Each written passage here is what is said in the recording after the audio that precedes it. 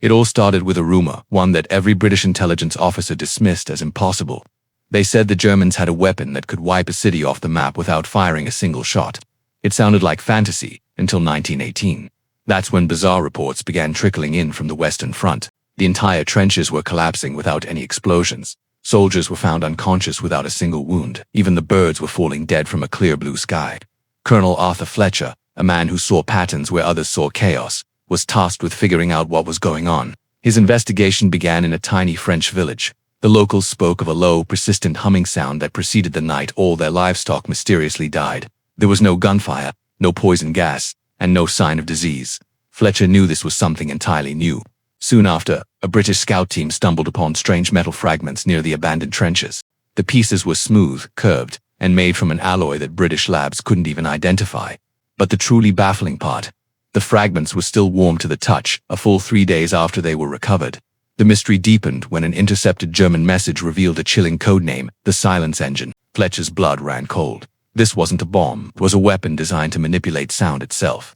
One rainy morning, the terrifying truth arrived. The entire British line went completely silent. Soldiers screamed, but no sound escaped their lips. They slammed rifle bolts and fired their guns, but heard nothing.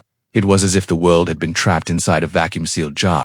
Then, the ground began to vibrate with a slow, rhythmic pulse, like a giant heart beating beneath the earth. Fletcher rushed out of his command post and peered into the fog. He saw a dark, shadowed machine mounted on a massive steel frame. It wasn't firing anything, it was just pulsing, sending out waves of invisible pressure that bent the very air around it. He gave the order for every artillery piece to fire on its location. The gunners couldn't hear their own cannons, but they saw the plumes of smoke and dirt erupting around the target.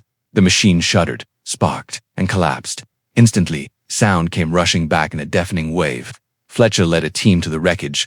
What they discovered was more shocking than the weapon itself. 3 German engineers lay unconscious beside it, completely unharmed but permanently deafened. The machine had no visible engine, no power source, nothing that could explain its terrifying power. Every scientist who examined it came to the same conclusion: this technology should not exist in 1918. The Germans, of course, denied everything, calling it an experimental mining tool.